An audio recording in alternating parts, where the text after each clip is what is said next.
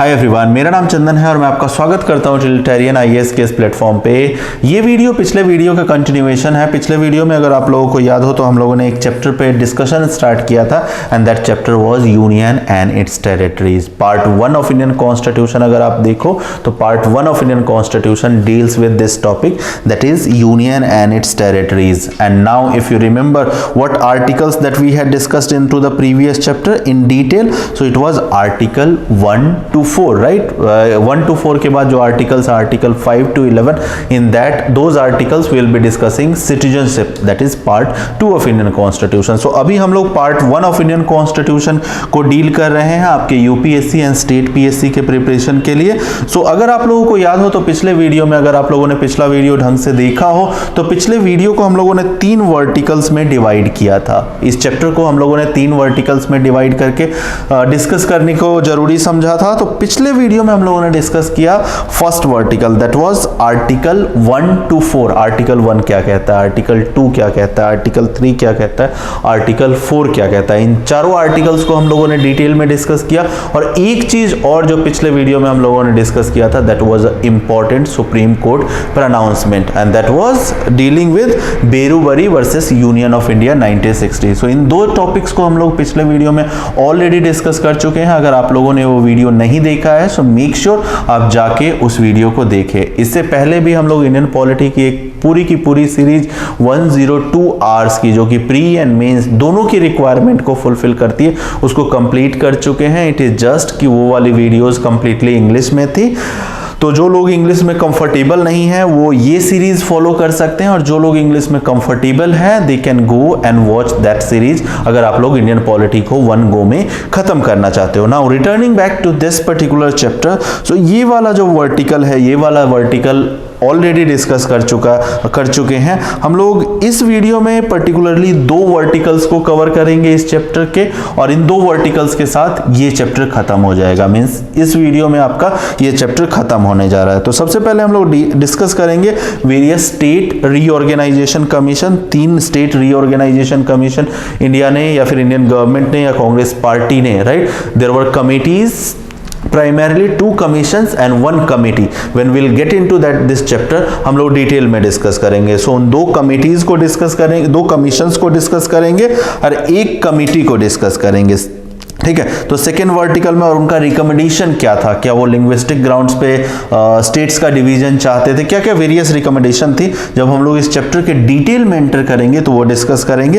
And then evolution of Indian state, ठीक है। 1950 में आपका कॉन्स्टिट्यूशन इनफोर्स हो जाता है। 1950 से 2020 तक का ये जो सफर है, लास्ट 70 इयर्स का सफर, वो सफर हम लोगों ने कैसे कंप्लीट किया है, कैसे 4-fold classification, part A, part B, part C, part D, right, कैसे 29 स्टेट से हम लोग आज यहाँ 28 स्टेट एंड 8 यूनियन टेरिटरीज तक आ गए हैं। इस बीच में बहुत सारे चेंजेस हुए, तो उन चेंजेस को डिस्कस करेंगे कि किस तरह से कौन कौन से आर्टिकल को बेसिस मान के क्या क्या डिमांड हुई, कैसे हम लोगों ने लोगों के एस्पिरेशंस को, पीपल्स एस्पिरेशन को फुलफिल करने के लिए कुछ हद तक लिंग्विस्टिक ग्राउंड्स पे भी अपने स्टेट्स का डिवीजन किया। So all those things will be discussing when we will enter into third vertical, right? So second vertical we are going to discuss in this particular chapter, and third vertical we are going to discuss in this particular chapter. So these 2 verticals we are going to discuss. But इससे पहले कि हम लोग इन 2 verticals में enter करें,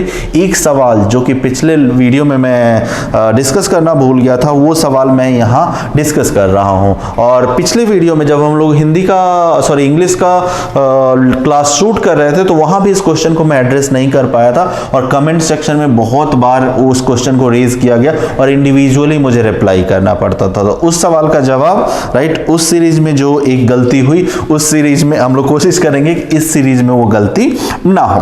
तो सवाल क्या पूछा गया था, बहुत सारे स्टेट के साथ, और ये अगर आप ये चैप्टर ऑलरेडी रीड कर चुके हो और इस सवाल को अगर आपके माइंड ने बॉगल नहीं किया, ये सवाल रेज नहीं किया अगर आपके माइंड ने, तो आई कैन गारंटी यू कि पॉलिटी पढ़ने का आपका अप्रोच ही ठीक नहीं था, राइट। तो बहुत सारे स्टेट्स, चाहे सिक्किम हो, चाहे नागालैंड हो, चाहे गोवा दमन दीव का इंट्रोडक्शन इंडियन स्टेट में हो, आप देखोगे कि बहुत सारे स्टेट्स का जो एडमिशन होता है उस एडमिशन के साथ कॉन्स्टिट्यूशनल अमेंडमेंट होता है। 10th constitutional amendment, 11th constitutional amendment, then 12th constitutional amendment, I don't know whether you can see that, so all these rather 7th constitutional amendment, right? So all these constitutional amendment is related with the states admission, या फिर state से जब भी state का formation हुआ तो इन साथ में आप देखोगे कि इन कॉन्स्टिट्यूशन का भी अमेंडमेंट करना पड़ा। अब अगर आप इस चीज को कनेक्ट करके देखो इन अमेंडमेंट्स को एक इंफॉर्मेशन के साथ, और वो इंफॉर्मेशन क्या है, आर्टिकल 4।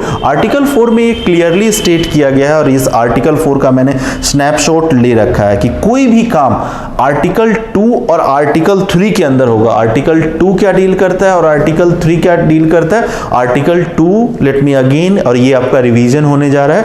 आर्टिकल 2 उन स्टेट्स के एडमिशन या उन स्टेट के एस्टेब्लिशमेंट की बात करता है जो कि इंडियन ज्योग्राफी के पार्ट नहीं थे। इफ यू रिमेंबर, मालदीव्स और पाकिस्तान का हमने एग्जाम्पल लिया था, या लाहौर का एग्जाम्पल लिया था, और रियलिस्टिकली बताऊं तो दादरा एंड नागर हवेली या गोवा दमन दीव जो कि 1950 में इंडिया के पार्ट नहीं थे, बाद में पार्ट बने। इस चीज का हम लोग डिस्कशन इस वीडियो में भी करेंगे। तो उनको जब एडमिट किया गया इंडियन यूनियन में, तो ऐसे स्टेट का जब फॉर्मेशन होता है तो आर्टिकल 2 के अंदर होता है। आर्टिकल 3 के अंदर क्या होता है, तो आर्टिकल 3 के अंदर जो स्टेट ऑलरेडी एग्जिस्टिंग है, अगर उसकी कुछ बाउंड्री चेंज करनी है, उसका कुछ नाम चेंज करना है, राइट, या फिर डिमिनिश करनी है बाउंड्री इंक्रीज करनी है, दो स्टेट्स को इकट्ठे लाना है, या दो स्टेट में से कुछ एरिया निकाल के एक स्टेट, नए स्टेट का फॉर्मेशन करना है, सो all those things will be done under article 3। अब आर्टिकल 4 क्या कहता है, आर्टिकल 2 और आर्टिकल 3 आपको पता लग गया, और ये रिवीजन है आपका। आर्टिकल 4 क्या कह रहा है, आर्टिकल 4 ये कह रहा है कि आर्टिकल 2 और आर्टिकल 3 में जो भी काम होगा उसमें कॉन्स्टिट्यूशनल अमेंडमेंट की जरूरत नहीं पड़ेगी। आर्टिकल 368 जो कि कॉन्स्टिट्यूशनल अमेंडमेंट के साथ डील करता है, तो पार्लियामेंट को आर्टिकल 368 इन्वोक करने की जरूरत नहीं है। आर्टिकल 2 और 3 में जो भी आप काम कर रहे हो वो सिंपल मेजोरिटी से वो काम हो जाएगा। ऑर्डिनरी जब लेजिस्लेशन जैसे बनाते हैं जिस तरीके से, उसी तरीके से आपका काम हो जाएगा, आपको कॉन्स्टिट्यूशन अमेंड करने की जरूरत नहीं है। अब जो सवाल ये उठना चाहिए कि जब भी बहुत सारे स्टेट्स जो बनाए गए हैं, स्टेट्स का एडमिशन हुआ, जैसे गोवा, दादरा एंड नागर हवेली या नागालैंड, तो वहां आप देखोगे, और हम लोग देखेंगे इस चैप्टर में जब हम लोग डेवलप करेंगे तो आप लोग देखोगे साथ के साथ कुछ कॉन्स्टिट्यूशनल अमेंडमेंट भी हुआ है। अब सवाल कुछ स्टूडेंट्स ने, और ये वाजिब सवाल है, ये राइट सवाल है, और जैसा कि मैंने बताया अगर ये सवाल आप लोगों ने नहीं उठाया है तो इंडियन पॉलिटी, या आपके दिमाग में नहीं आया ये सवाल, तो इंडियन पॉलिटी पढ़ने का जो आपका अप्रोच है दैट इज टोटली डिफरेंट। तो सवाल जो उठाया गया कि भाई एक तरफ तो आप कह रहे हो कि आर्टिकल 2 या आर्टिकल 3 में हम लोग जो भी काम कर रहे हैं, न्यू स्टेट्स का फॉर्मेशन या बाउंड्री चेंज या नेम चेंज जब कर रहे हैं, तो उसमें कॉन्स्टिट्यूशनल अमेंडमेंट करने की जरूरत नहीं है।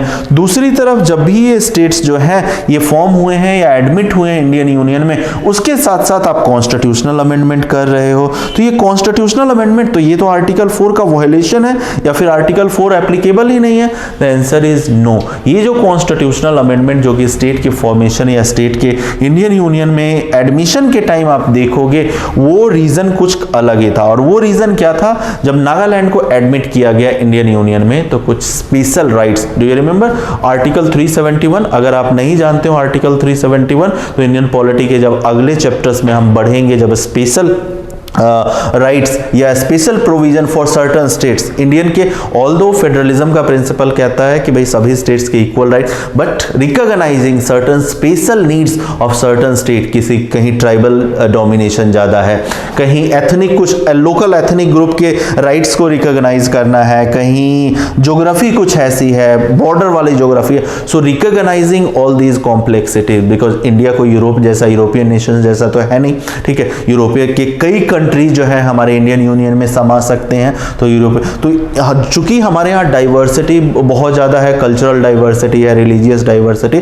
तो कुछ स्पेशल राइट्स या स्पेशल प्रोविजन हमें बनाने पड़ेंगे अगर कुछ स्टेट्स ऐसे हैं तो जब नागालैंड का जो मैं एग्जांपल ले रहा था, नागालैंड का जब एडमिशन 1963 में इंडियन यूनियन, ये नागालैंड का creation rather, not admission, Assam से कुछ पार्ट्स अलग करके नागालैंड का क्रिएशन हुआ था। तो नागालैंड का जब क्रिएशन हुआ था तो उस टाइम कॉन्स्टिट्यूशन कॉन्स्टिट्यूशनल अमेंडमेंट करना पड़ा था। और वो कॉन्स्टिट्यूशनल अमेंडमेंट क्यों करना पड़ा था? बिकॉज आपको आर्टिकल 371 जो कि special provision of certain states के साथ डील करता है, उसमें एक सब क्लाउज ऐड करना था जो कि नागालैंड को स्पेशल राइट्स देता। अब चूंकि आर्टिकल को आप सिर्फ स्टेट को एडमिट नहीं कर रहे हैं यूनियन में, या फिर एक नया स्टेट सिर्फ नहीं बना रहे हैं, आप एग्जिस्टिंग आर्टिकल्स को भी अमेंड कर रहे हैं। अगर किसी स्केड्यूल में कोई अमेंडमेंट करना है, आपको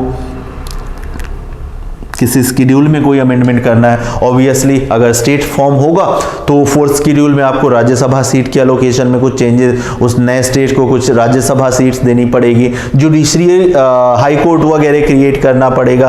तो ये सब चीज जब आप करते हो और कॉन्स्टिट्यूशन के साथ जब छेड़छाड़ करनी पड़ती है, कुछ एडिशनल आर्टिकल्स अमेंड करना पड़ता है, कुछ एडिशनल आर्टिकल या फिर कुछ आर्टिकल डिलीट करना पड़ता है या कुछ आर्टिकल ऐड करना पड़ता है, तो उस सिचुएशन में आप दूसरे हिस्सों को भी इंपैक्ट कर रहे हो, कॉन्स्टिट्यूशन के दूसरे हिस्सों को भी इंपैक्ट कर रहे हो, जिसका एग्जांपल मैंने आपको दे दिया। जब भी यूनियन टेरिटरी जैसे दादरा एंड नागर हवेली का एडमिशन या दमन एंड दीव या गोवा का एडमिशन, गोवा का भी, गोवा आज के डेट में फुल फ्लेज स्टेट है, बट जिस टाइम एडमिट हुआ था ये यूनियन टेरिटरी की तरह एडमिट हुआ था 1987 में जाके, इसका स्टेटस जो है यूनियन टेरिटरी से फुल फ्लेज स्टेट में प्रमोट कर दिया गया था। But at that moment when it was admitted into Indian union, it was admitted as a union territory. तो यूनियन टेरिटरी को जब आप एडमिट कर रहे हो तो प्रेसिडेंट को एडिशनल पावर देनी पड़ेगी। आपको क्या additional power with respect to that union territory देनी पड़ेगी?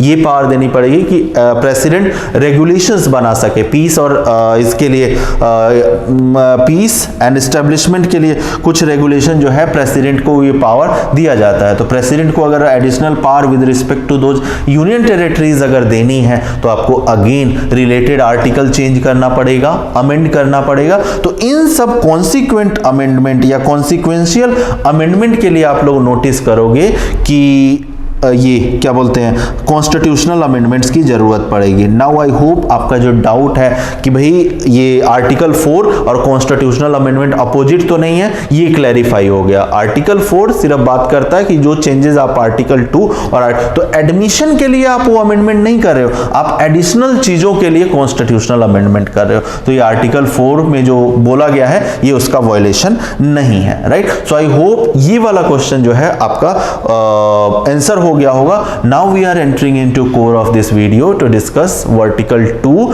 जो कि 4-फोल्ड क्लासिफिकेशन की बात करेगा, एंड वर्टिकल 3 जो कि state reorganisation commissions and committee जो अब तक एस्टेब्लिश हुई है इंडिया पोस्ट इंडिपेंडेंट इंडियाज की पॉलिटिकल हिस्ट्री में, उसके बारे में बात करेंगे, राइट। आई होप ये सब चीजें आपकी क्लियर हो गई हो। अब नेक्स्ट स्लाइड पे मूव करते हैं और डिस्कस करते हैं 4-फोल्ड क्लासिफिकेशन। सो 1950 में आप देखोगे जब कॉन्स्टिट्यूशन कंप्लीटली एनफोर्स हो जाता है तो आज के डेट में आपका 2 क्लासेस है इंडियन यूनियन में, 2 टाइप ऑफ क्लासेस है। एक क्लास को आप फुल फ्लेज स्टेट का स्टेटस देते हो जैसे मध्य प्रदेश है, उत्तर प्रदेश है, एंड दूसरे क्लास को आप यूनियन टेरिटरी। यही 2 कैटेगराइजेशन है primarily at the political level, right. You have states, you have union territory. So 2 type of classification, but at the time of independence you had this 4-fold classification.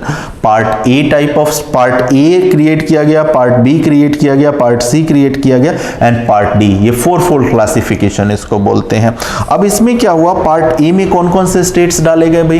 तो Part A में वो states डाले गए जो कि Britishers directly administer कर रहे थे, जिसको गवर्नर प्रोविंसेस बोलते थे ब्रिटिशर्स। तो ऐसे 9 ऐसे स्टेट्स थे जो कि Part A वाले क्लासिफिकेशन, और ये नेसेसरी क्यों था इस तरह का क्लासिफिकेशन? तो जब हम लोग एंटर करेंगे इसके part A, part B, part D में, part C and part D में, और देखोगे कि किस तरह के स्टेट्स हैं, तो आपको पता चल जाएगा कि क्यों ये classification of part A, part B, part C, part D करना पड़ा। इनका नेचर, जब नेचर ऑफ स्टेट देखोगे, एक तो मैंने पार्ट ए ऑलरेडी बता दिया कि जो गवर्नर्स प्रोविंसेस थे जो कि ब्रिटिशर्स डायरेक्टली एडमिनिस्टर कर रहे थे, like Uttar Pradesh, like Bihar, like Orissa, Madras, Bombay. So all these units were being directly administered by the Britishers। तो 9 ऐसे प्रोविंसेस थे जो कि पार्ट ए में गए, इंडिपेंडेंट इंडिया के मैं बात कर रहा हूं। देन आप देखोगे कि कुछ प्रिंसली स्टेट्स भी थे, लाइक जम्मू एंड कश्मीर, बिलासपुर, हिमाचल प्रदेश, त्रावणकोर। सो इस तरह के 9 प्रिंसली स्टेट्स जो हैं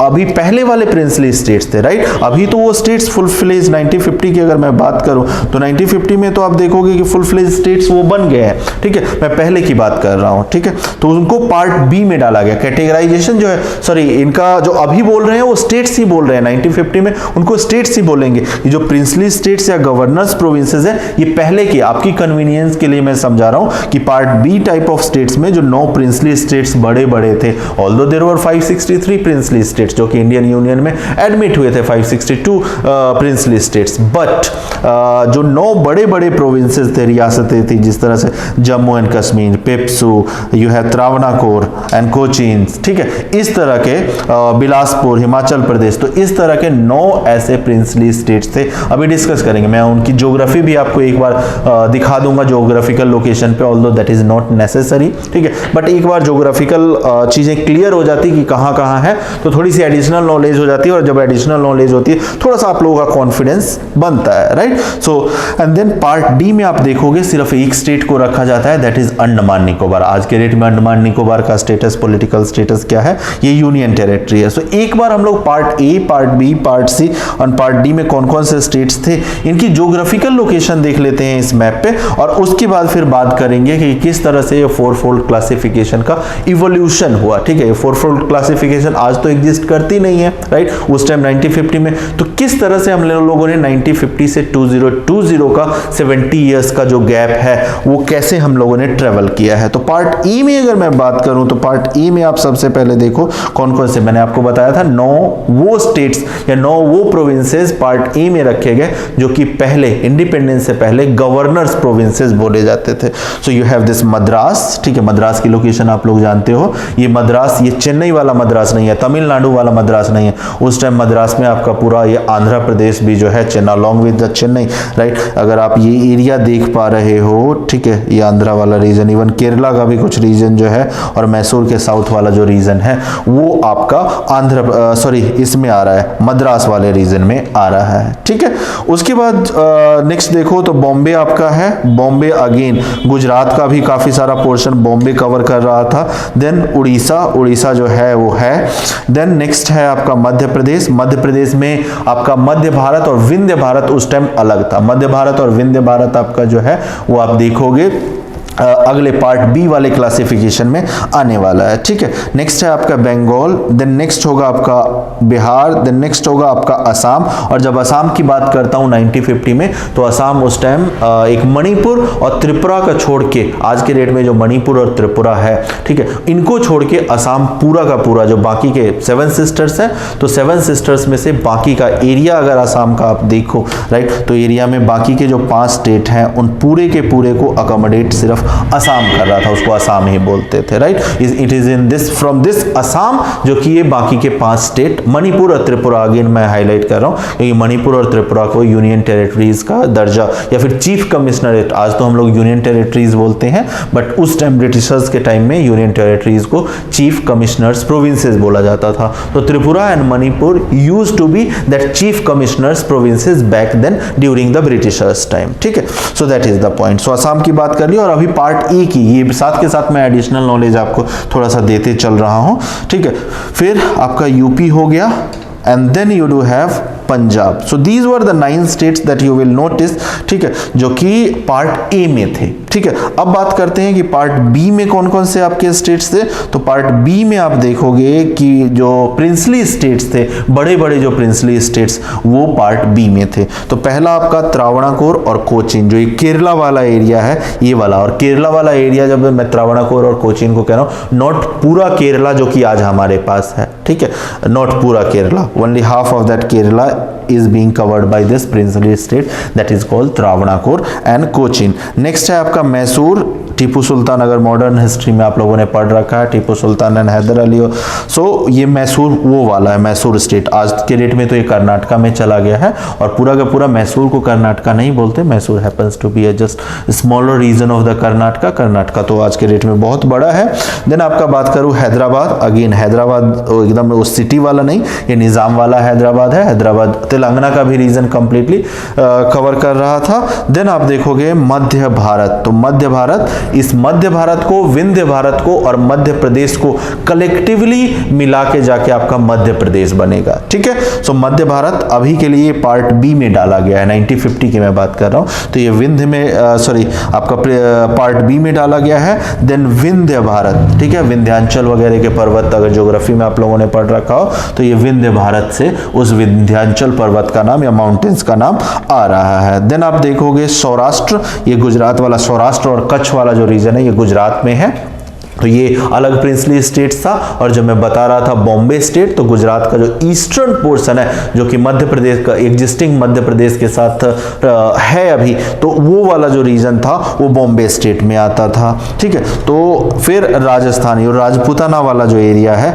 ये राजस्थान वाला जो एरिया है, ये भी प्रिंसली स्टेट्स जो थे वो पार्ट बी में डाले गए। फिर PEPSU states, Punjab east and Patiala states union, PEPSU का फुल फॉर्म है Punjab east and Patiala states union, तो उसको, और ये पूरा का पूरा पंजाब नहीं कवर कर रहा है, पेप्सू स्टेट्स जो है ये smaller contingent of various princely state, जो छोटे छोटे प्रिंसली स्टेट्स थे उनका यूनियन था। ठीक है, देन JNK आप देख लो, ये भी प्रिंसली स्टेट था, इसको भी बी कैटेगरी में या part B of state categorisation में डाला गया। So these were again 9 princely states जो कि पार्ट बी में डाले गए। अब बात करते हैं पार्ट सी की, तो पार्ट सी में, तो पार्ट ए आपका, अगेन मैं रिपीट करना हूं, वो स्टेट्स डाले गए जो कि अर्स्ट वाइल गवर्नर्स प्रोविंसेस थे ड्यूरिंग द ब्रिटिशर्स टाइम।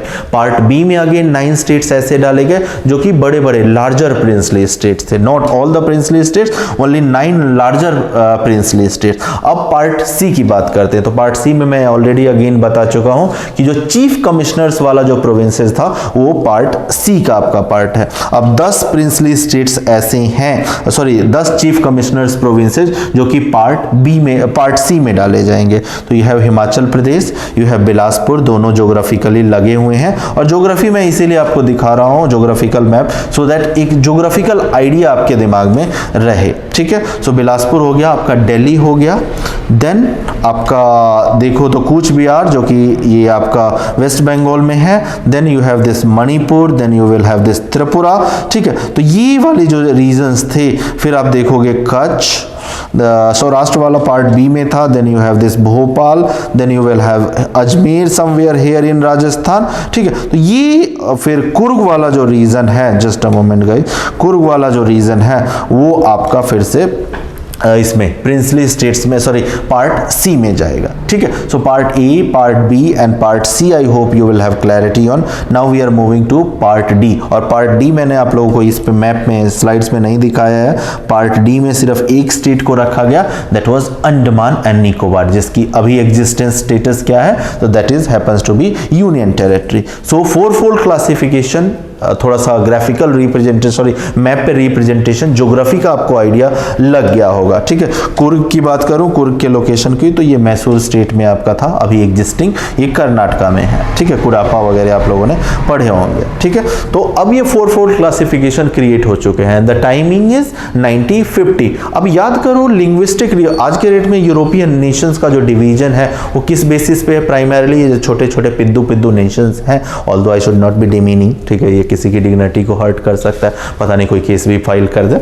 ठीक है, तो विदाउट डिमीनिंग, सॉरी अगर किसी को हर्ट हुआ हो, अगर कोई बंदा हो यूरोप का जो कि देख रहा हो, तो अगर किसी की डिग्निटी को मैंने हर्ट किया तो I am literally sorry, I didn't mean that. Now coming back to this particular topic, so mainly primarily कहने का मतलब क्या था, जो यूरोपियन नेशन जो कि स्मॉलर नेशंस हैं, उनका डिवीजन ही प्राइमरली इस रीजन से हुआ है बिकॉज उनमें कल्चरल सिमिलैरिटी या लिंग्विस्टिक सिमिलैरिटी, और डिवीजन का बेसिस भी यही थे। अगर थोड़ा सा भी कल्चर डिफरेंट हुआ, एक अलग नेशन बना दिया, थोड़ा सा भी। और इंडिया की ब्यूटी को क्यों अप्रिशिएट किया जाता है, इंडिया के ऊपर अगर आप लोगों ने बचपन में, आई डू रिमेंबर, इंडिया को जब अप्रिशिएट करना हो तो मैं इसी कल्चरल डाइवर्सिटी के लिए, क्योंकि हम लोग डिफरेंट कल्चर्स को आज तक अगर अकोमोडेट करके रख पाए हैं, ठीक है, इतना बड़ा नेशन, इतने सारे कल्चर, इतने सारे ट्राइब, इतने सारे रिलीजन, इतने सारे डिफरेंसेस, बहुत सारे फॉल्ट लाइन है इंडियन सोसाइटी में। आपके कास्ट के ऊपर लड़ाइयाँ होती हैं, रिलीजन के ऊपर लड़ाइयाँ होती है, ज्योग्राफी के ऊपर लड़ाइयाँ लड़ाइयाँ होती है, लैंग्वेज के ऊपर लड़ाइयाँ होती हैं, still as a nation we are one. तो ये बहुत बड़ी उपलब्धि है हमारे देश के लिए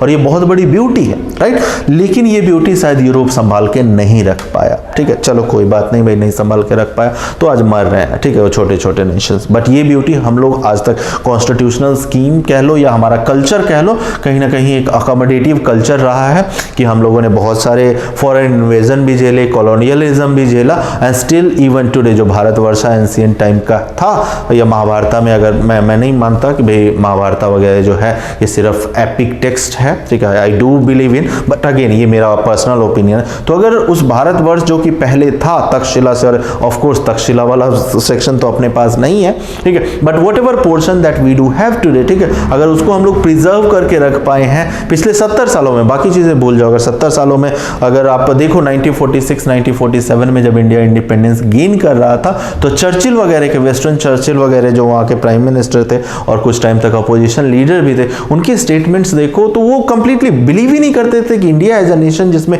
इतनी कल्चरल डाइवर्सिटी है, ये आजाद होके भाई ठीक है, हम लोग तो जो इम्पोजिंग फोर्स थे, कॉलोनियल मास्टर्स थे, उन्होंने तो ब्रूट पावर के दम पे इसको एक रखा हुआ है, लेकिन ये लोग एक रख नहीं पाएंगे, ठीक है। ये नेहरू जैसे लिबरल लोग, ठीक है, जो कि सबको राइट्स देने की बात करते हैं, यूनिवर्सल एडल्ट फ्रेंचाइज की बात करते हैं, ठीक है, तो कैसे रख पाएंगे? उनके लिए बहुत ये सोचना ही मुश्किल, और एक यूरोपियन नेशन के लिए तो ऑफ कोर्स जो कि खुद इतने पिद्दू से हैं, उनके लिए तो डिफिकल्ट होना वाजिब है, ठीक है। तो ये इंडिया की और इंडियन कल्चरल और इंडियन कॉन्स्टिट्यूशनल स्कीम की बहुत ब्यूटी है कि हम लोगों ने इनको डिफरेंट कॉन्स्टिट्यूशनल कंसेशंस दिए, ठीक है, डिफरेंट ट्राइबल ग्रुप्स के, डिफरेंट एथनिक ग्रुप्स के, उनके यूनिकनेस को रिकॉग्नाइज किया, और सिर्फ रिकॉग्नाइज सोशल लेवल पे नहीं, कॉन्स्टिट्यूशनल लेवल पे भी किया। सो दैट इज समथिंग कि भाई हमारे जो ये थे कॉन्स्टिट्यूशनल फोर फादर्स थे, वो काफी विजनरी थे कि भाई इन लोगों को अगर डाइवर्स फोर्सेस को अगर इकट्ठा रखना है, डाइवर्स इंटरेस्ट को इकट्ठा रखना है, तो आपको ये चीज सबसे पहले तो रिकॉग्नाइज करनी पड़ेगी। किसी नेशन की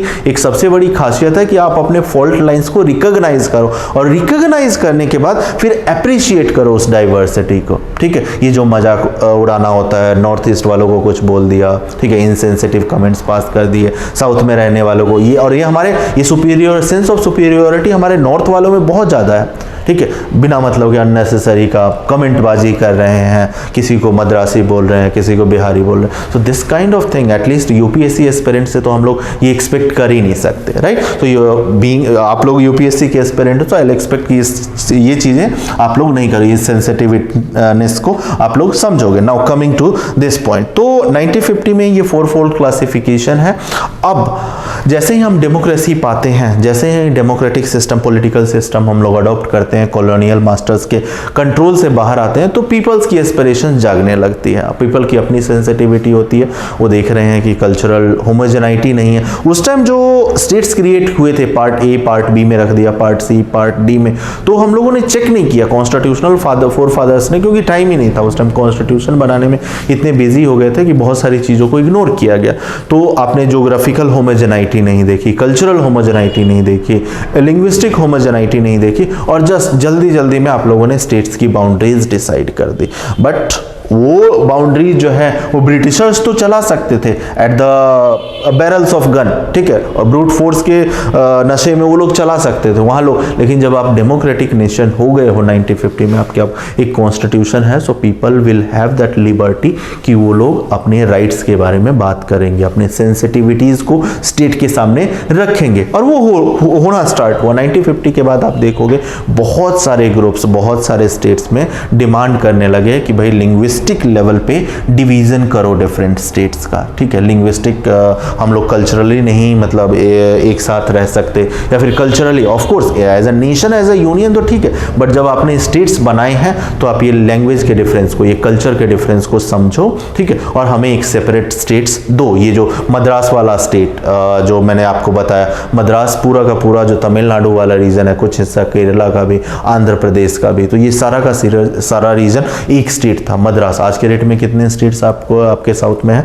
आंध्र प्रदेश बन गया, तेलंगाना बन गया, कर्नाटका बन गया, तमिलनाडु बन गया, ठीक है, केरला का भी कुछ पोर्शन उस टाइम मद्रास में था, ठीक है। तो आप रिकॉग्नाइज करने की कोशिश करो कि भाई जो लिंग्विस्टिक सेंसिटिविटीज थी उस टाइम कितने जोर पे रही होगी, जब इस तरह के स्टेट्स की बाउंड्रीज फॉर्म हो रही है जो कि इन सब चीजों की केयर नहीं कर रही। और इस तरह इस वजह से बहुत सारे प्रोटेस्ट होने जा रहे हैं 1950 के बाद, बहुत सारी चीज़ें, वायलेंट प्रोटेस्ट भी होंगे, ठीक है। और इस वजह से आप देखोगे कि different committees and different commissions बनाए जाएंगे। तो कमेटीज़ एंड कमीशंस की बात अभी नहीं करते हैं। स्क्रीन पे आप देख रहे हो, hastily created fourfold classification ignored cultural homogeneity, linguistic sensitivities and other factors. Immediately after constitutional adoption, demand was raised for the reorganisation of states on the linguistic lines. और ऐसा नहीं है कि पहले इंडिपेंडेंस स्ट्रगल से पहले हम लोगों ने लिंग्विस्टिक स्टेट्स की बात नहीं की थी। अगर मॉडर्न हिस्ट्री आप लोगों ने पढ़ रखा हो, और नेहरू कमेटी का 1928 अगर मैं सही याद कर पा रहा हूँ, तो मोतीलाल नेहरू का एक नेहरू कमेटी रिपोर्ट थी जो कि कॉन्स्टिट्यूशनल स्कीम्स, मतलब किस तरह का कॉन्स्टिट्यूशन होना चाहिए, उसके ऊपर मोतीलाल नेहरू जी ने और डिफरेंट कमेटीज़ के साथ बैठ के एक रिपोर्ट बनाई थी और वो ब्रिटिशर्स को सबमिट की थी, ठीक है। तो उस टाइम भी उस स्कीम में या उस कॉन्स्टिट्यूशनल स्कीम में, उस रिपोर्ट में लिंग्विस्टिक डाइवर्सिटी की बात की गई थी and creation of state on the linguistic lines की बात की गई थी। गांधी जी ने खुद रिकॉग्नाइज किया था कि इंडिया एज अ नेशन को अगर एक साथ रहना है तो आपको स्टेट्स जो क्रिएट करने होंगे, तो स्टेट्स क्रिएट करते टाइम आपको लिंग्विस्टिक सेंसिटिविटीज की केयर रखनी पड़ेगी, ठीक है। तो जब गांधी इस बात को रिकॉग्नाइज करते थे, आपके इंडिपेंडेंस स्ट्रगल के डिफरेंट वेरियस लीडर्स जो है वो इस बात को रिकॉग्नाइज करते थे। तो इस टाइम ये बात जब उठ रही है तो इन चीज़ों को भी साइट करते थे, ठीक है। तो आप देखोगे फाइनली वायलेंट प्रोटेस्ट होते हैं। ये एक इमेज आप देखो, श्री पोटी रामलू 1953 में इनकी डेथ हो जाती है, हंगर स्ट्राइक पे चले जाते हैं आंध्रा एज अ स्टेट को क्रिएट करवाने के लिए कि भाई तेलुगु स्पीकिंग जो लोग हैं उनको आप अलग करो। इस आंदोलन की अलग अलग डिटेल्स हैं, ठीक है। मद्रास से अलग करने की डिमांड कर रहे थे और वो मद्रास जो है एरिया, सॉरी चेन्नई वाला जो वो है वो आंध्रा के लिए डिमांड कर रहे थे। बहुत सारी डिमांड्स थी।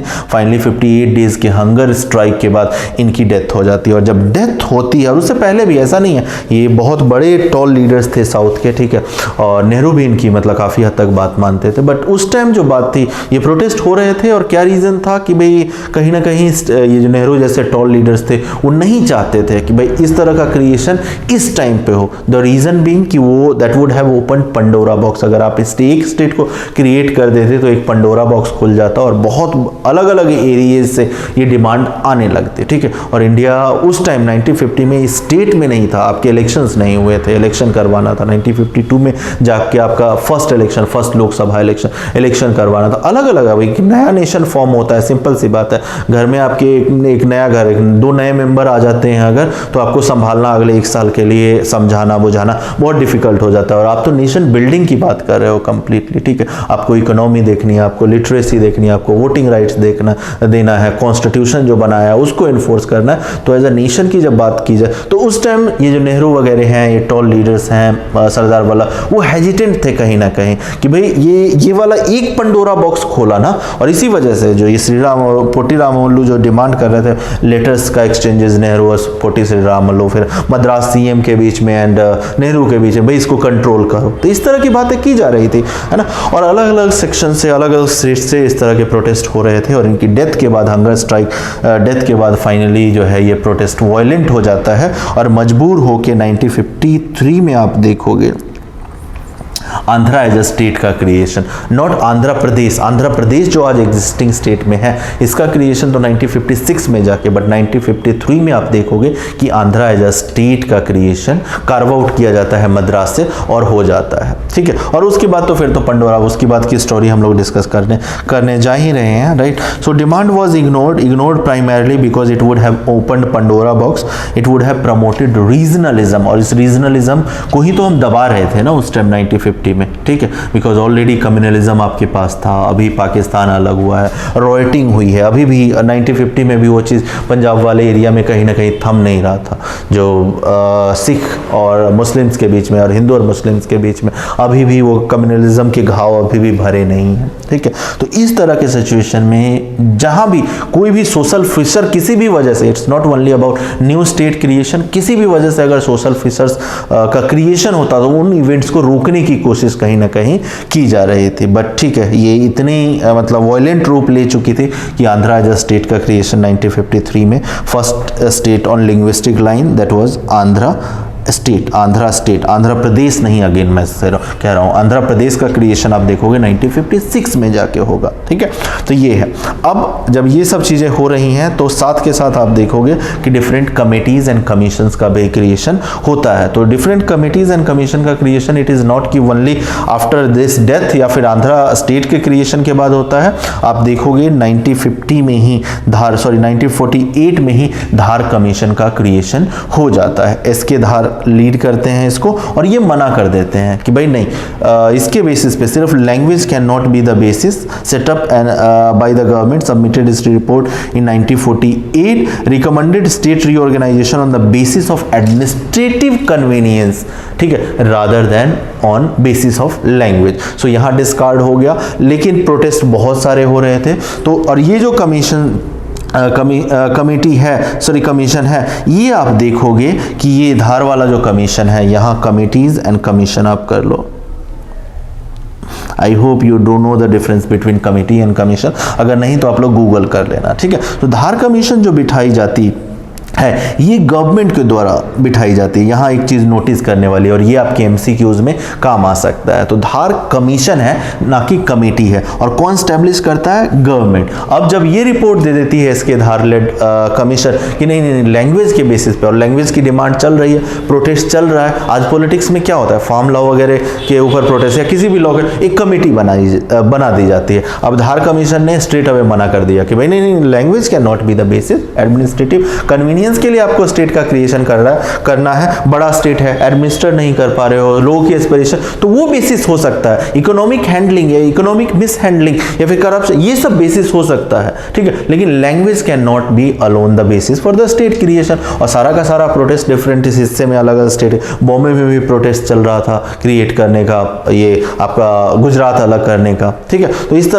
तरह के माहौल में जेवीपी कमेटी, और जेवीपी एक्चुअली एक लेटर है टॉल लीडर्स जो उस टाइम थे, दैट इज जवाहरलाल नेहरू, वल्लभ भाई पटेल एंड पटाभी सीतारामैया। ये पटाभी सीतारामैया कंप्लीटली कई बार कंफ्यूजन होती है। पोटी श्री रामलू जो कि हंगर स्ट्राइक में मरे थे 1953 में, आंध्र प्रदेश की डिमांड, और बहुत venerated person even today in Andhra Pradesh if you go और इनका नाम ले तो बहुत वेनरेशन के साथ इनका नाम, इनको शहीद का दर्जा उस टाइम दिया गया था। ठीक है, तो दैट इज द पॉइंट। अब बात करें, ये कमेटी है और यहाँ क्या डिफरेंस है, ये दोनों कमीशन थे, धार कमीशन एंड फैजली कमीशन जिसकी बात करने वाले, ये दोनों कमीशन थे। ये वाली जो है जेवीपी है, ये कमेटी, और इस कमेटी का एस्टेब्लिशमेंट जो है वो गवर्नमेंट नहीं, कांग्रेस एज अ पार्टी करती है, बिकॉज डोमिनेंट पार्टी यही थी। और इनके तो जबकि ये मना कर चुका है, धार कमीशन जब मना कर चुका है, तो लोगों को बस ये कह सकते हो कि दिखाने के लिए कि नहीं ठीक है, ऑल्दो मे बी कि पर्पज उनका बहुत प्योर रहा हो, बट अगर पॉलिटिकल एंगल से देखें तो उन्हें भी पता था, Nehru was determined enough, Sardar Patel was determined enough कि इस कंडीशन में तो भाई हम नहीं बना सकते। लैंग्वेज के बेसिस पे हम लोग स्टेट्स का ऑलरेडी हम लोग डिवाइडेड है अलग अलग लाइंस पे, और हमारे पास इतनी एनर्जी नहीं, इतना फोर्स नहीं है कि इन सब चीज़ों को एड्रेस कर सके, कम्युनलिज्म, कास्ट और all this stuff, because focus was on national development rather than on this disintegration. ठीक है, कॉन्स्टिट्यूशन को हमने यूनिटरी थोड़ा सा क्यों बनाया, इसी वजह से कि इस तरह के जब चैलेंजेस आए तो centre should be in position कि वो अपने आप को इंपोज करके इन प्रॉब्लम्स को अलग हैंडल कर ले, इजीली हैंडल कर सके। तो similar reasoning is being applied here, although JVP committee का फॉर्मेशन कांग्रेस के द्वारा होता है, बट ये कमेटी भी उस डिमांड को मना कर देगी कि भाई लैंग्वेज के बेसिस पे वन लैंग्वेज और one state can not B form. तो ये कमेटी भी मना कर देती है, हालांकि इनको पहले से ही पता था। This committee to rejected creation states on linguistic ground, it is just कि they were buying the time. अगर ऑल्दो ये सब चीजें किसी बुक में नहीं लिखी हुई कि they were buying the time, या फिर उनको पर्पस की क्लैरिटी पहले से थी, या ऑनेस्टली वो एड्रेस नहीं करना चाहते थे एस्पिरेशंस को। बट लुक एट कि भाई क्या लॉजिकल रीजनिंग क्या हो सकती है अगर आप उस टाइम में होते और आपके सामने इतनी सारी प्रॉब्लम, और इससे बड़ी बड़ी प्रॉब्लम्स जब हैं, ठीक है, it's very easy to be a 5 year old kid and पापा से चिल्लाना कि नहीं मुझे खिलौने चाहिए, बट इट इज ओनली पापा हु नोज कि भाई ठीक है, आप पापा 3000 कमा रहा है, 4000 कमा रहा है, 10,000 कमा रहा है ना, और बच्चे को कुछ नहीं जाता, बच्चे को 500 का खिलौना एक टाइम में चाहिए। ठीक है, इट इज ओनली पापा कि भाई वो जानते हैं कि भाई किस तरह से इकोनॉमी मेरे घर की मैनेज होनी है, right. So similar thing was with this पापा प्राइम मिनिस्टर। ठीक है, ही न्यू कि एग्जैक्ट प्रॉब्लम स्टेट्स के लिए बहुत इजी होता है, नहीं हमारे एस्पिरेशन, हमारे लोगों को ये सब पॉलिटिक्स करना बहुत इजी है, ठीक है, बट एडमिनिस्ट्रेशन चलाना, चीज़ों को एक साथ लेके चलना is very tedious task. So that is something that was being done. आज पॉलिटिक्स में बहुत ईजी हो गया है, कभी किसी को गाली दे देना, कभी किसी उसने ये नहीं किया, उसने ये नहीं। अरे यार, आप उस टाइम में जाओ, उस टाइम को जियो। उसके पास क्या कंपल्शंस थे उस टाइम, जब उस टाइम में वो चीज़ें डील कर रहा था, क्या कंपल्शंस थे। ठीक है, ये व्हाट्सएप यूनिवर्सिटी और पॉलिटिक्स ने बहुत चीज़ों को बहुत ट्रिवियल कर दिया है। ठीक है, आज फैशन हो चुका है अलग अलग लीडर्स को, पास्ट के लीडर्स को गाली देना। ठीक है, मैं ये नहीं कहता गलतियाँ, पॉलिसी, जब आप 10 डिसीजन लेते हो, ठीक है, आप भी ह्यूमन हो, ठीक है, 10 डिसीजन लेते हो, देयर इज पॉसिबिलिटी कि 1-2 डिसीजन गलत हो। अब उस 1-2 डिसीजन गलत डिसीजंस के लिए किसी लीडर्स को, पॉलिटिकल लीडर्स को कंटिन्यूअसली गाली देना और उस 8 सही डिसीजन को रिकॉग्नाइज नहीं करना, आई फील कि भाई एटलीस्ट यूपीएससी एस्पिरेंट तो नहीं करना। Coming back to this particular chapter now, so ये सेकंड कमेटी जो है ये भी रिजेक्ट कर चुकी है। सॉरी, कमेटी, ये वाला कमीशन था। और इन वर्ड्स को आप थोड़ा सा ध्यान में मतलब रखना, इन पॉइंट्स को, जब एमसीक्यूज की क्या कमीशन है, कमीशन को सेट किसने, कमीशन गवर्नमेंट सेट करती है। जेवीपी वाली जो थी वो कमेटी थी, उसको कांग्रेस ने सेटअप किया था। अब थर्ड कमीशन को देखते हैं। 1953 में आप देखोगे अगेन सेटिएट करने के लिए पब्लिक एंगर को एक थर्ड कमीशन बनाई जाती है, गवर्नमेंट सेटअप करती है इस थर्ड कमीशन को, that is Fazl Ali commission. इसके 3 members, Fazl Ali chairperson and then H N. Kunzru and K M. Panikkar. ये 2 नाम आप लोग नोट्स में डाल लो। I do not know whether this name is there in this notes or not, बस इसमें नहीं है, बट स्टेट पीएससी में आप लोग पॉसिबिलिटी हो सकती है कि नाम भी पूछ लिए जाए, एक स्टेटमेंट नाम वाला हो जाए। H N. Kunzru and K M. Panikkar along with Fazl, so 3-member commission it was led by Fazal Ali, sorry. ठीक है, तो ये commission, government of India appointed this commission 1953। अब ये कमीशन क्या बोलने वाली, तो ये कमीशन बोलेगी कि हाँ भाई, लैंग्वेज के बेसिस पे आप बना सकते हो, किसको, डिफरेंट स्टेट को, but language alone will not be the basis. तो क्या क्या बेसिस होनी चाहिए, तो इकोनॉमी बेसिस होनी चाहिए, ठीक है, आपका क्या बोलते हैं, एडमिनिस्ट्रेटिव कन्वीनियंस बेसिस होना चाहिए। ठीक है, तो ये सब रीजन साइट करते हैं। ठीक है, कि भाई language alone can not be the basis, there are other reasons as well. अगर अदर रीजंस आपके पास प्रेजेंट है, फिजिबिलिटी है, इकोनॉमिक फिजिबिलिटी है, then you can go and what you call create these different states. Language can be only one factor, not only factor. ठीक है, तो finally देखोगे आप 7th कॉन्स्टिट्यूशनल अमेंडमेंट किया जाता है। ठीक है, ये चीज़ें आप ऑलरेडी पढ़ चुके हो कि गांधी जी के क्या व्यूज़ थे एंड मोतीलाल नेहरू जी के क्या व्यूज़ थे, तो ये चीज़ आप ऑलरेडी पढ़ चुके हो। उसके बाद 7th जब ये एडवाइस दे देते, तो ये एडवाइस क्या देते हैं, ये एडवाइस फाइनली फजल अली कमीशन जो देता है कि भाई आप 16 स्टेट्स एंड 3 यूटीज़ का क्रिएशन, जो हमने क्राइटेरियाज बताए हैं, उस क्राइटेरियाज पे हम लोग सजेस्ट करते हैं कि 16 स्टेट एंड 3 यूनियन टेरिटरी का क्रिएशन आप करो। अभी तक क्या था, 1956 तक क्या था, तो 1956 तक 4-fold क्लासिफिकेशन था। अब ये महाशय और ये कमीशन जो है वो रिकमेंड कर रही है कि 16 स्टेट और 3 यूटीज बनाए जाएं। अब इनके सजेशंस को, हालांकि कंप्लीट सजेशंस को नहीं माना जाता, फजल अली कमीशन के कंप्लीट सजेशन को नहीं माना जाएगा, देयर वर सम सजेशन जो कि मॉडिफिकेशन के साथ अप्लाई होंगी। तो 7th कॉन्स्टिट्यूशनल अमेंडमेंट लाया जाता है फाइनली 1956 में, और 1956 के स्टेट रीऑर्गेनाइजेशन कमीशन जो है वो बहुत फेमस है। इसकी वजह से बहुत सारे नए स्टेट्स की फॉर्मेशन होगी, जो कि हम लोग नेक्स्ट स्लाइड में देखेंगे कौन कौन से स्टेट्स की फॉर्मेशन ये अबॉलिश कर दिया जाता है। ठीक है, तो 16 स्टेट एंड 3 यूटी की रिकमेंडेशन जाती है, बट 16 स्टेट नहीं बनेंगे, 14 स्टेट्स एंड 6 यूटीज बनाए जाते हैं। 14 states and 6 UTs through 7th reorganisation, sorry, state reorganisation commission, state reorganisation act 1956 या फिर 7th कॉन्स्टिट्यूशनल अमेंडमेंट आप कह लो। ठीक है, तो ये बनाया जाता है। अब हम लोग जो इवोल्यूशन ऑफ स्टेट, जो कि थर्ड वर्टिकल है, इवोल्यूशन ऑफ स्टेट्स, ठीक है, तो इवोल्यूशन ऑफ स्टेट वाले वर्टिकल में एंटर कर रहे हैं कि किस तरह से हम लोग जो 14 स्टेट्स 6 यूटी जो कि 1956 में था, उससे हम लोगों ने ये वाला जो टाइम ट्रेवल किया है वो किया है। लेजिस्लेचर की स्पेलिंग आपकी गलत है, ठीक है, इसको करेक्ट कर लेना। ठीक है, तो ये कैसे ट्रेवल किया है ये हम लोग देखते हैं। तो 7th कॉन्स्टिट्यूशनल अमेंडमेंट लाया जाता है 1956 में, या फिर स्टेट रीऑर्गेनाइजेशन एक्ट 1956 कह लो। और ये वाला जो कॉलम है ये आपका अभी कॉमन चलेगा अगले 6 से 7 स्लाइड तक, तो आप लोग देख लो। इस साइड आपके स्टेट्स हैं और इस साइड जो भी है वो यूनियन टेरिटरी है। ठीक है, कई बार ऐसा होगा कि कुछ यूनियन टेरिटरी इनिशियली जो है as a union territory Indian union में ग्रांट या फिर एडमिट किया जाएगा और बाद में उसको अपग्रेड करके यूनियन टेरिटरी से स्टेट में ले आया जाएगा, और वो मैं आपको बताता रहूंगा कि कौन सा। कई मणिपुर और त्रिपुरा जो कि अभी आपको यूनियन टेरिटरी वाले में दिख रहे हैं, 1972 में आप देखोगे इनको स्टेट्स बना दिया जाता है। ठीक है, हिमाचल प्रदेश जो कि यूनियन टेरिटरी में है, अगेन देखोगे इनको स्टेट बना दिया जाता है। ठीक है, इस यहाँ से कुछ जो वो है वो जाएंगे धीरे धीरे, हम लोग इवोल्यूशन अभी देखेंगे। अभी प्राइमरी पर्पस क्या है, इस कॉलम में आपके स्टेट्स हैं और इस कॉलम में आपके union territory, and that is the status of 1956। अब ये देखो आपका फोर फोल्ड क्लासिफिकेशन जो था ABCD, फोर फोल्ड क्लासिफिकेशन 1950 में, वो अबॉलिश हो गया है बाय स्टेट रीऑर्गेनाइजेशन एक्ट 1956 या फिर 7th कॉन्स्टिट्यूशनल अमेंडमेंट। ठीक है, तो जो ग्रीन वाले ये जो बॉक्सेस स्टेट वाले कॉलम में आप देख रहे हो,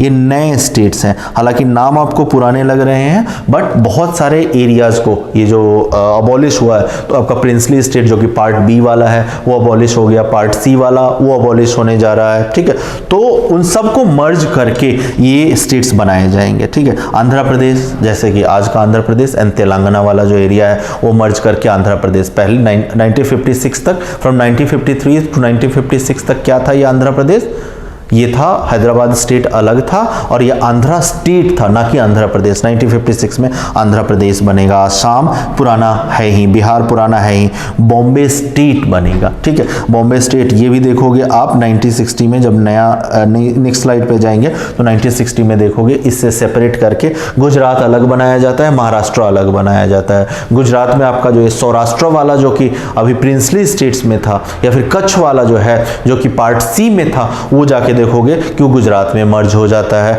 अभी जो बॉम्बे स्टेट हम लोग बनाने जा रहे हैं 1956 में, इसमें सौराष्ट्र और कच्छ वाला रीजन मर्ज कर दिया जाएगा बॉम्बे स्टेट के साथ। आई होप आप लोगों को इमेज याद होगा सौराष्ट्र कहाँ है, कच्छ कहाँ है। आज भी गुजरात में सौराष्ट्र एंड कच्छ वाला रीजन है, अगर ज्योग्राफी आप लोगों ने सही से पढ़ा हो। ठीक है, तो ये जो ग्रीन वाले हैं, ग्रीन वाले कॉलम में ये वाले, ये आपके 1956 में क्रिएट किए जाते हैं स्टेट्स। ठीक है, इनका नाम पहले भी था, बट अभी ज्योग्राफी जो है जिस शेप में है वो 1956 में, और ये यूनियन टेरिटरीज है। ये फैक्चुअल इंफॉर्मेशन है, ये जस्ट इमेजिनेशन के लिए है। आपके PSCs में मे बी पॉसिबिलिटी है कि पूछी जा सकती है, बट UPSC में नहीं पूछा जाएगा। UPSC में क्या पूछा जाएगा, क्रोनोलॉजी का आइडिया आपको होना चाहिए। जैसे 1956 में अभी आपके पास ये लिस्ट है, ये वाली जो स्टेट्स की लिस्ट है। अब धीरे धीरे 1960 में जाके बॉम्बे का ये महाराष्ट्र एंड इसका क्रिएशन होगा, 1963 में जाके नागालैंड का क्रिएशन होगा, 1966 में आपका पंजाब से हरियाणा अलग होगा। तो ये क्रोनोलॉजी का थोड़ा सा आइडिया, ईयर वाइज मोटा मोटा आइडिया UPSC के लिए आपके होने चाहिए। एक दो स्टेटमेंट जो है अगर इस चैप्टर से पूछे जाते हैं तो एक आध स्टेटमेंट उससे सोल्व हो सकता है। तो क्रोनोलॉजी का एग्जैक्ट आइडिया आपको नहीं भी, अगर आप नहीं याद कर रख पा रहे हो, कोई इशू नहीं क्रोनोलॉजी की, लेकिन मोटा मोटा आइडिया जैसे 1963 में नागालैंड का क्रिएट, तो ये नहीं कि आप 1980 में जाके उसको लोकेट कर रहे हो। ठीक है, अगर 1966 में हरियाणा का क्रिएशन हो रहा है बाय बाइफरकेटिंग दिस पंजाब, तो ये नहीं है कि आप इसका आइडिया 1990 में लगाओ कि नहीं हरियाणा 1990, नहीं, थोड़ा मोटा मोटा आइडिया आपको होना चाहिए, सो दैट अगर 4 स्टेट्स आ गए और 4 ईयर आ गए तो थोड़ा थोड़ा मिलाने वाला जो वो है क्वेश्चन है वो आप सोलो कर पाओ। राइट, सो ये वाला 1956 में आपका ये हुआ। अगर कैसा लग रहा था इंडिया उस टाइम, वो चीज़ अगर आप देखना चाहो तो आप ये देख सकते हो। ये आपका जो ये वाला एरिया है, ये पूरा का पूरा आपका बॉम्बे स्टेट था। मध्य प्रदेश, आज आपका मध्य प्रदेश, तो इसमें मध्य प्रदेश में यहाँ आपका विंध्य भारत था और ये वाला रीजन जो था वो मध्य भारत था। ठीक है, तो उसको मर्ज कर दिया जाता है मध्य प्रदेश के साथ। सिमिलरली मैसूर स्टेट वाला देखो, मैसूर स्टेट को कर्नाटका बना दिया जाता है। So this was the status. Bihar और झारखंड उस टाइम इकट्ठे थे। असम पूरा एक मोनोलिथिक स्ट्रक्चर है, इसमें से मणिपुर और त्रिपुरा जो है UT बनाया गया है, एक्सेप्ट दैट असम जो है 1956 में आप देखोगे बहुत बड़ा है, और इसमें से इस असम में से एग्जिस्टिंग असम में से 1956 से 5 अदर स्टेट निकलने वाले हैं। राइट, सो ये सिर्फ आपके विजुअलाइजेशन के लिए है, सो दैट ये रिटेंशन पावर आपकी इंक्रीज कर दे। तो ये 1956 में है। नेक्स्ट ईयर जो है वो नेक्स्ट ईयर आपका 1960 होने जा रहा है, जो कि जिससे कि बॉम्बे रीऑर्गेनाइजेशन एक्ट 1960, और बॉम्बे रीऑर्गेनाइजेशन एक्ट से क्या होगा, गुजरात का क्रिएशन होगा और महाराष्ट्र का क्रिएशन होगा। तो ये नीले में अगेन जो भी चेंजेस उस पर्टिकुलर ईयर में हो रहा है वो आपके नीले में आपको दिखाई दे देगा। ठीक है, ये ब्लू में कलर चेंज हो जाएगा। तो गुजरात एंड महाराष्ट्र, गुजरात और महाराष्ट्र को आपको देखना है। तो अभी ऐसा कुछ दिख रहा है ये ग्रीन में, अब देखो ये कलर आपका चेंज होने जा रहा है। तो महाराष्ट्र का क्रिएशन और गुजरात का क्रिएशन 1960 में थ्रू बॉम्बे रीऑर्गेनाइजेशन एक्ट हो जाता है। नाउ कम ईयर 1960 और 1961 में, सॉरी 1961 में 10th कॉन्स्टिट्यूशनल अमेंडमेंट, और 1961 जो है इससे दादरा एंड नागर हवेली जो है वाला जो एरिया है, और दादरा नागर हवेली किसके पास था? दादरा नागर हवेली वाला एरिया जो है पुर्तगाल में। देयर आर 3 एरियाज आज के डेट में, जो कि रादर 4 एरियाज अगर मैं ज्योग्राफिकली बताऊं तो 4 ऐसे वो थे इंडिया में। एक पुडुचेरी वाला जो है, जो कि अभी भी ऑल्दो ब्रिटिशर्स से हमें आज़ादी मिल गई है, लेकिन जो एरिया जो हमारे पास है, पुडुचेरी आज हमारे पास है, ठीक है। दमन, ये गुजरात हो गया, दीव एंड दमन हमारे पास है, and then Dadra and Nagar Haveli जो कि इनसाइड में है वो हमारे पास है, एंड गोवा भी हमारे पास है। लेकिन ये 4 रीजन जो है, ये वाले इधर वाले वेस्टर्न कोस्ट वाले रीजन जो है ये पुर्तगीज कंट्रोल में था, पोर्तुगीज, और ये वाला जो पुडुचेरी वाला जो रीजन था ये फ्रेंच कंट्रोल। तो ब्रिटिशर्स तो जो उनके पास था वो देके चले गए हैं, लेकिन ये जो फ्रेंच वाला रीजन है पुडुचेरी वाला और ये पुर्तगीज वाला रीजन वो इमीडिएटली 1947 में इंडिपेंडेंस नहीं होता। जैसा कि दादरा एंड नागर हवेली वाला आप रीजन देखोगे, ये रीजन आप हमारे पास इंडिया के पास 1961 में आता है और इसको यूनियन टेरिटरी हम लोग बनाते हैं, ठीक है।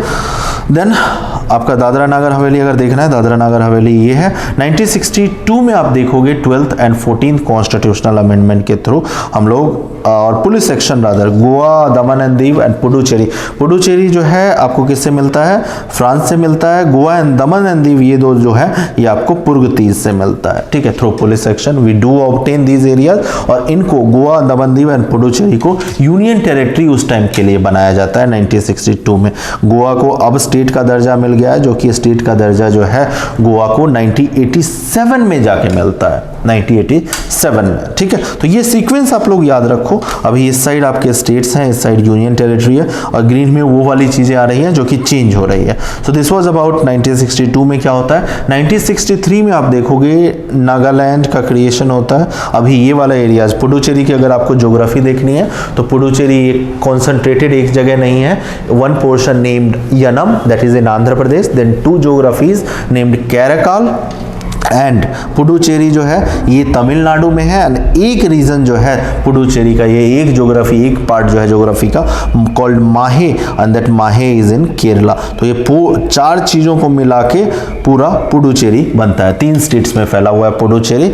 ये है आपका दमन एंड दीव, यहाँ आपका दादरा एंड नागर हवेली है, और यहाँ आपका गोवा है, ठीक है। आज के डेट में ये Dadra and Nagar Haveli and Daman and Diu and Dadra and Nagar Haveli को दोनों को मर्ज करके यूनियन टेरिटरीज बना दिया गया है। दोनों एक साथ, पहले दोनों union territories separate union territory है, बट 2019 में आपका इन दोनों यूनियन टेरिटरी को मर्ज करके एक यूनियन टेरिटरी बना दिया गया है, ठीक है। तो ये 3 यूनियन टेरिटरीज 1962 में क्रिएट होता है। Now we are moving to 1963, that is the next year, और 13th कॉन्स्टिट्यूशनल अमेंडमेंट के थ्रू अगेन, जब मैं कह रहा हूं कि भाई नए स्टेट्स का क्रिएशन, ये कॉन्स्टिट्यूशनल अमेंडमेंट जो किए जा रहे हैं ये नए स्टेट्स के क्रिएशन या फिर एस्टेब्लिशमेंट के लिए नहीं किए जाए। देयर आर अदर रीजंस जो कि हम लोग डिस्कस कर चुके हैं उस वजह से। तो ये सवाल अब कोई कमेंट सेक्शन में ना पूछे कि भाई आर्टिकल 4 तो कहता है स्टेट्स के क्रिएशन या फिर एडमिशन या एस्टेब्लिशमेंट के लिए कोई कॉन्स्टिट्यूशनल अमेंडमेंट की जरूरत नहीं है, और यहाँ साथ के साथ जब स्टेट का क्रिएशन हो रहा है या फिर एडमिशन हो रहा है या यूनियन टेरिटरी का एडमिशन हो रहा है तो कॉन्स्टिट्यूशनल अमेंडमेंट क्यों बता रहे हो। अगर आपका सवाल अभी भी ये है,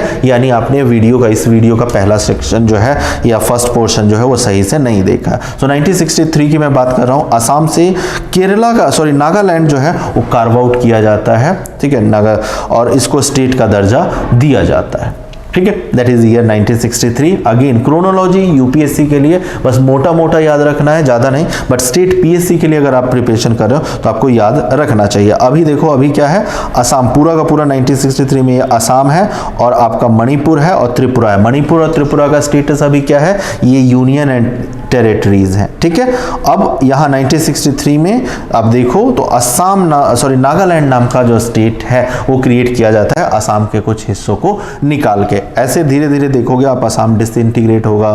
ठीक है, आगे जाके मेघालय एज सब स्टेट बनाया जाएगा 1972 में, रादर स्टेट का दर्जा दिया जाएगा, इसको भी स्टेट, मणिपुर त्रिपुरा को भी स्टेट का दर्जा दिया जाएगा। ठीक है, और उसके साथ साथ अरुणाचल प्रदेश को कार्व आउट किया जाएगा, मिजोरम को कार्व आउट किया जाएगा एज अ यूनियन टेरिटरी। 1987 में जाके देखोगे इन दो यूनियन टेरिटरीज को भी इसका स्टेट का दर्जा दे दिया जाएगा, बट अभी नहीं, क्रोनोलॉजिकल मैनर में डिस्कस करते हैं। 1961 आपका 18th कॉन्स्टिट्यूशनल अमेंडमेंट एक्ट और हरियाणा का क्रिएशन जो होता है पंजाब से कार्व आउट करके हरियाणा 1 नवंबर 1966। ठीक है, चंडीगढ़ वाला जो एरिया है जो कि अभी कॉमन कैपिटल है हरियाणा और पंजाब दोनों का, वो यूनियन टेरिटरीज बनाया जाता है और यूनियन टेरिटरी ये आज भी यूनियन टेरिटरी ही है। So that was about 1966। ये पूरा आपका पंजाब का रीजन है। अभी देखोगे हरियाणा बन जाएगा, ये हरियाणा आपका बन गया 1966 में। Next we are moving to 1971 और 1971 में क्या है आपका हिमाचल प्रदेश, जो कि अभी तक हिमाचल प्रदेश का अभी क्या स्टेटस है, यूनियन टेरिटरी। जब मैं अभी बोल रहा हूं तो 1966 की बात कर, तो 1971 तक आपका हिमाचल प्रदेश जो कि यूनियन टेरिटरी था, अब 1971 में आप देखोगे इसको बना दिया जाता है क्या, तो फुल फ्लेज स्टेट है ना। तो यूनियन टेरिटरी जो कि यहाँ थी, यहाँ कहीं हिमाचल प्रदेश पड़ा हुआ था, उसको मैंने इस वाले कॉलम में शिफ्ट कर दिया है। तो हिमाचल प्रदेश आपका यहाँ, और इसका मद्रास का नाम चेंज करके 1971 में तमिलनाडु कर दिया जाता है। 5 मिनट कर दिया जाता है। 1972 अगर मैं करूं बात, तो 1972 एक माइलस्टोन ईयर होने जा रहा है और इसको हम लोग बाद में डिस्कस करेंगे 1972 को। ठीक है, 1972 और 1987 these are going to be milestone years for evolution of north east state. North east में बहुत ज़्यादा चेंजेस इन 2 ईयर्स में आने जा रहे हैं और इन 2 ईयर्स को आपको याद रखना पड़ेगा अगर नॉर्थ ईस्ट का एवोल्यूशन आपको याद रखना है तो 1972 और 1987 को, अभी ये वाला मैं स्लाइड नहीं डिस्कस कर रहा, नॉर्थ ईस्ट का कैसे एवोल्यूशन हुआ है सेपरेटली, वो सेपरेटली हम लोग नॉर्थ ईस्ट वाले में डिस्कस करेंगे। तो बस ईयर आप लोग माइलस्टोन ईयर याद रखो, दैट इज 1972 एंड 1987। बहुत सारे स्ट्रक्चरल चेंजेस, बहुत सारे ज्योग्राफिकल चेंजेस जो है वो इस ईयर में आने वाले हैं। ठीक है, तो 1972 को अभी डिस्कस नहीं करते, let us move to the next year and next year is 1975। तो ईयर दिस 1975 जिसमें सिक्किम को स्टेटहुड मिला था।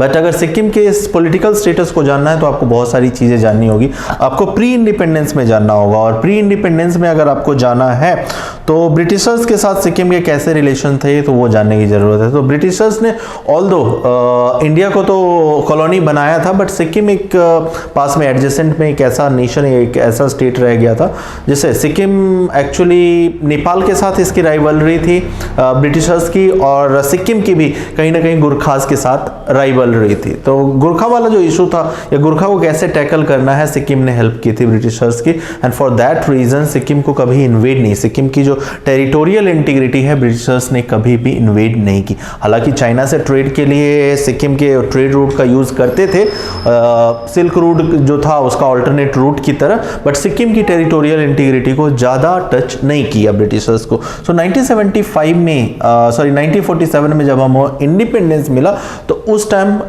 जो पैरामाउंटेंसी थी वो जो 1858 में साइन हुई थी वो वाला पैरामाउंटेंसी खत्म हो गई, और फाइनली जो सिक्किम है उसके पास ऑप्शन था कि इंडिपेंडेंट नेशन रह सकता था, बट ठीक है, under influence of strong leaders as a protectorate state Sikkim जो है इंडिया का एक प्रोटेक्टोरेट स्टेट बन गया। प्रोटेक्टोरेट स्टेट का क्या मतलब कि हम आपको एक्सटर्नल एक प्रोटेक्शन देंगे। सो जो major area defence, external relation and आपका मिलिट्री वगैरह वाले जो रिलेशन है, ये सारे के सारे प्रोटेक्शन वाले जो एरिया, जो एक्सटर्नल वर्ल्ड से कैसे इंटरेक्ट करेगा, मिलिट्री से कौन डील करेगा, डिफेंस वगैरह, तो ये सब चीजें इंडिया के पास रह गई। बाकी इंटरनल अफेयर्स जो थे वो सिक्किम को संभालने के लिए दे दिया गया। तो 1947 से 1974 तक ये सारा का प्रोटेक्टोरेट स्टेट वाला सिस्टम चला, बट अगेन 1964 तक, 1974 तक मैं बात कर रहा हूँ, बट 1964 में जब नेहरू की डेथ होती है, नेहरू काफी डेमोक्रेटिक लीडर थे, बट 1974 के बाद जब चीजें धीरे धीरे इंदिरा गांधी के हाथ में आती तो see happen to be with respect to the Sikkim, and कुछ चीजें सिक्किम में भी हो रही थी। वहां जो नए चोग्याल डायनेस्टी के जो नए किंग आए थे, एम्पेरर आए थे, although I should not be getting into so detail, आपको पोस्ट इंडिपेंडेंट इंडिया में जब पढ़ोगे तो आपको मेंस के लिए, तो आपको ये आइडिया लग जाएगा। तो चोग्याल काफ़ी वैसे भी करप्ट था और उसकी प्रोक्लिविटी, उसका इंक्लिनेशन थोड़ा सा चाइनीज़ की तरफ था। So looking at that Indira Gandhi also grew impatient और उन्होंने सपोर्ट करना कहीं ना कहीं, और इंडिया सिक्किम को as a full state she wanted to integrate, but again people के विशेस के अगेंस्ट, वहाँ के पीपल के विशेस के अगेंस्ट आप नहीं जा सकते। बट फाइनली 1974 तक आते आते आप देखोगे कि वहाँ पार्लियामेंट जो है वो कहीं ना कहीं इम्पेशेंट वहाँ के रूलर के साथ, वो काफ़ी करप्ट रूलर थे चोग्याल डायनेस्टी के उस टाइम के, तो पीपल भी कहीं ना कहीं और इंडिया के इकोनॉमिक डेवलपमेंट देख रहे थे वहाँ के लोग। तो 1974 में एसोसिएट स्टेटस का दर्जा दे दिया जाता है, बट एसोसिएट स्टेटस नाम की कोई चीज़ इंडियन कॉन्स्टिट्यूशन में थी नहीं, इसलिए एक article 2A through 35th constitutional amendment Indian constitution में ऐड किया जाता है।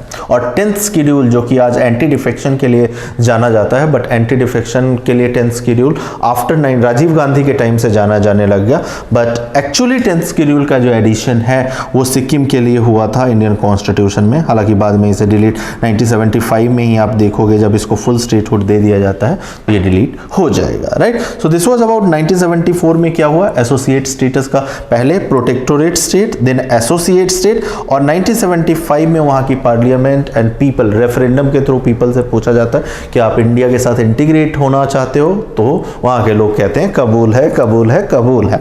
तो कबूल है तो ठीक है भाई, फुल फ्लेज स्टेट का दर्जा दे दिया जाता है through 36th constitutional amendment. Again यहाँ वही पॉइंट कि आर्टिकल 4 क्या, तो इसके बारे में हम लोग डिस्कस कर चुके हैं कि आर्टिकल 4 कहता है कि अमेंडमेंट नहीं करना, बट अमेंडमेंट हो रहे हैं, द रीजन ऑलरेडी आप लोगों को बता दिया गया है। नाउ कमिंग टू 1987, सो 1987 भी अभी डिस्कस नहीं करते, 1972 भी हमने डिस्कस नहीं किया, बिकॉज 1987 एंड 1972 का बहुत सिग्निफिकेंस है नॉर्थ ईस्ट के इवोल्यूशन में, तो सेपरेटली हम लोग डिस्कस कर लेंगे, ठीक है। बस यहाँ स्लाइड का दर्शन आपको करवा देता हूँ। ईयर 2000 अगेन एक लैंडमार्क ईयर है as far as new state creation is concern in recent history. क्या बहुत इंपॉर्टेंट ईयर है, तो 3 स्टेट, छोटे छोटे स्टेट्स क्रिएट किए जाते हैं। आपका उत्तराखंड क्रिएट होता है उत्तर प्रदेश से अलग होके, बिहार से अलग होता है झारखंड एंड देन मध्य प्रदेश से आपका छत्तीसगढ़। सो ये 3 स्टेट्स का क्रिएशन जो है ये ईयर 2000 में होता है अटल बिहारी वाजपेयी जी के टाइम में, ठीक है। यहाँ अगर जोग्राफिकल आपको लोकेशन, तो जोग्राफिकल लोकेशन आप लोग ऑलरेडी जानते हो, ये 3 स्टेट्स का क्रिएशन हो जाता है, ठीक है। तो 28 स्टेट बन जाते हैं बाई 2000। देन ये आपका ग्राफिकल रिप्रेजेंटेशन 2014 में आपका तेलंगाना का क्रिएशन होता है। Need not to tell you, आप लोगों को न्यूज़पेपर पढ़ते हो, इतना रीसेंट हिस्ट्री तो पता ही होगा।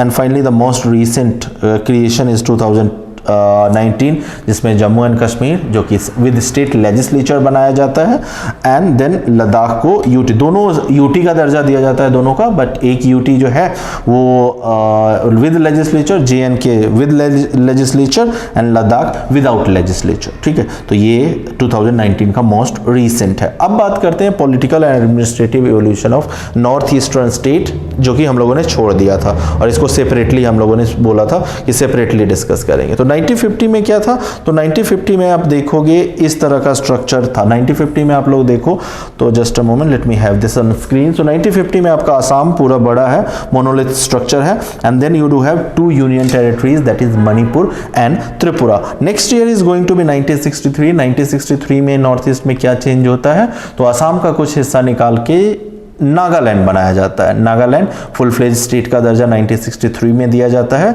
असम के कुछ हिस्से निकाल। The next important year is 1972। 1972 में क्या होता है, मेघालय जो कि अभी तक सब स्टेट था उसको फुल फ्लेज स्टेट बना दिया जाता है। ये 2 यूनियन टेरिटरीज जो है, 2 यूनियन टेरिटरीज अभी तक कौन सी है नॉर्थ ईस्ट में, तो ये है तो आपका मणिपुर एंड देन त्रिपुरा, उसको भी स्टेट बना दिया जाता है। तो कितने स्टेट हो गए, असम पहले से आपका स्टेट था, मेघालय जो कि सब स्टेट था उसको भी स्टेट बना दिया, मणिपुर एंड त्रिपुरा जो कि यूनियन टेरिटरी थी इसको भी आपने स्टेट बना दिया है। तो you do have 1 state, 2 state, 3, 4, 5 state. और 1972 में ही असम का फिर से डिसइंटीग्रेशन किया जाता है और उसमें जो नेफा, नॉर्थ ईस्टर्न फ्रंटियर प्रोविंसेस जिसको बोलते थे नेफा, इसको अल्टरनेटिवली अरुणाचल प्रदेश, आज तो अरुणाचल प्रदेश हम लोग जानते हैं बट उस टाइम नेफा बोला जाता है, नॉर्थ ईस्टर्न फ्रंटियर एरियाज, ठीक है। तो 1972 में ही दो यूनियन टेरिटरी, इन दो यूनियन टेरिटरी जो थी, जो कि मणिपुर और त्रिपुरा यूटी थी,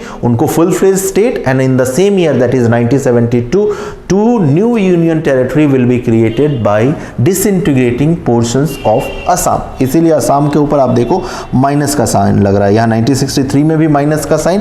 ये माइनस का साइन क्या रिप्रेजेंट कर रहा है कि इसका कुछ हिस्सा निकाल के कुछ बनाया गया है। तो कुछ हिस्सा निकाल के क्या बनाया गया 1963 में, दैट इज नागालैंड। यहां भी माइनस का साइन लग रहा है, तो असम का कुछ हिस्सा निकाल के क्या बनाया जा रहा है, आपका मिजोरम बनाया जा रहा है, एंड देन अरुणाचल प्रदेश बनाया जा रहा है। सो 1972 आपका important, and the next thing that is going to be in year, अभी फिर से मैं रिपीट कर रहा हूं, 1972 में 3 स्टेट्स को, 2 यूनियन टेरिटरी और एक सब स्टेट को फुल फ्लेज स्टेट का दर्जा दिया जाता है 1972 में, और 2 नए यूनियन टेरिटरीज बनाए जाते हैं बाय डिसइंटीग्रेटिंग और by taking out certain portions of Assam, ठीक है। 2 नए यूनियन टेरिटरी 1972 में कौन कौन से, that is Arunachal Pradesh and your Mizoram. और 1987 तक आते आते आप देखोगे जो ये मिजोरम और अरुणाचल प्रदेश जिसको यूटी का दर्जा दिया गया है 1987 में, उसको भी फुल फ्लेज स्टेट का दर्जा दे दिया जाता है। जो आपके ये थे, ये यूनियन टेरिटरी था वो और मिजोरम, इनको भी फुल फ्लेज स्टेट का। And the current political structure of 7 sister state that we do have today, that kind of state will be created in year 1987. So that is how Northeast has evolved of period of time in geographical areas और in political areas, ठीक है। तो ये कैसे evolution हुआ है states का, ये सेपरेटली हम लोगों ने नॉर्थ ईस्ट का पढ़ा है। तो और नॉर्थ ईस्ट पे मैंने ज़्यादा एम्फेसिस क्यों, उसको क्रोनोलॉजी में क्यों नहीं रखा उन 2 स्लाइड में, नॉर्थ ईस्ट का स्पेशली मैंने, क्योंकि मेनलैंड का स्टेट्स का क्रिएशन आप लोग कैसे हो रहा है, किस ईयर में हो रहा है, क्या क्रोनोलॉजी थी, ये अच्छी तरह से आप लोग याद कर लेते हो, बट ये नॉर्थ ईस्ट का इवोल्यूशन भूल जाते हो, and that's why I have emphasise, इसमें बहुत एनर्जी डाली, ठीक है, इस तरह का एनिमेशन बनाने में, but still I put up because आप लोग इन चीज़ों को याद रखो। This is also important area, और एक यूपीएससी एस्पिरेंट को मुझे बताना नहीं चाहिए कि what role north east does have in Indian economy और इंडियन डाइवर्सिटी, ठीक है। तो that was about political and administrative evolution. और यहाँ से क्या क्वेश्चंस बन सकते हैं, तो यहाँ से ईयर वाले जो क्वेश्चंस है, क्रोनोलॉजी एक बार मोटा मोटा ब्रॉडली क्रोनोलॉजी को आप लोग याद रखना। स्टेट पीएससी में तो खैर डायरेक्टली पूछा जा सकता है, बट यूपीएससी के लिए ब्रॉडली याद रखना, ठीक है। नागालैंड का क्रिएशन 1963, तो 1980 मत करके आना।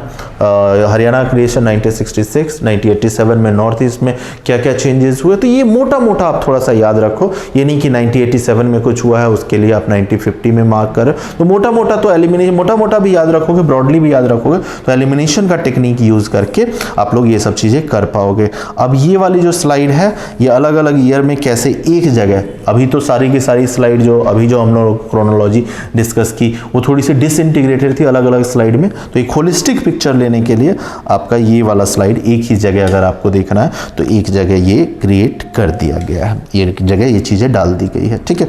कुछ स्टेट्स आज के डेट में जो स्टेट्स हैं जो कि पहले यूनियन टेरिटरी रह चुके हैं, ठीक है, तो उसकी लिस्ट यहाँ है। हिमाचल प्रदेश जो कि आज के डेट में स्टेट है, until 1970 it used to be what, union territory. Similarly Manipur, Tripura भी देख ही चुके हैं, ठीक है, जिसका स्टेटस 1972 में आपका जाके चेंज होता है। तो until 1971 these states has been UTs. Similarly Mizoram 1987 में, 1972 में आपका मिजोरम UT बनता है। मिजोरम की एग्जिस्टेंस ही नहीं थी 1972 तक, 1972 में UT बनता है, एंड देन 1987 में आप देखोगे ये जाके वो बन जाता है फुल फ्लेज स्टेट। तो अंटिल 1986 ये जो है आपका UT रहता है। Then Arunachal Pradesh as well अभी देखा, एंड गोवा ऑलरेडी देख रखा है, गोवा का 1987 में आपका बनता है।